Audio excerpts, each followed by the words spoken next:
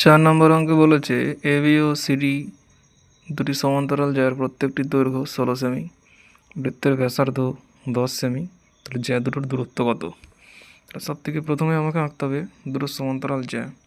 একটা বৃত্ত আঁকলাম A B CD, A B C D, এই যা দুটি সমান্তরাল এবং বলেছে যে প্রত্যেকটা দৈর্ঘ্য 16 সেমি।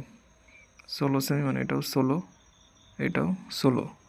এবার বলেছে বৃত্তের ব্যাসার্ধ দৈর্ঘ্য 10 সেমি। তো ব্যাসার্ধ মানে এটা কেন্দ্র থেকেই ব্যাসার্ধ 10। জিজ্ঞেস করেছে যে জ্যা দুটির মধ্যে দূরত্ব। তো জ্যা দুটির মধ্যে দূরত্ব বার করতে গেলে এখান থেকে এতটা যতটা দূরত্ব, এখান থেকে এতটাও যেহেতু একই দৈর্ঘ্যের জ্যা, এই দুটো দূরত্ব সমান, তাহলে এই দূরত্বটা আমাকে বার করতে হবে। আচ্ছা, এটা যদি 16 হয়, এই লম্ব দূরত্ব যেহেতু এটা মাঝখান হবে, এখান থেকে এতটা হয়ে যাবে 8। তাহলে 8, এটা 10, এটা হচ্ছে যে জিজ্ঞাসা আছে। তাহলে এটা অতিভুজ দেওয়া আছে, সমকোণী ত্রিভুজের, এটা ভূমি, এটা লম্ব।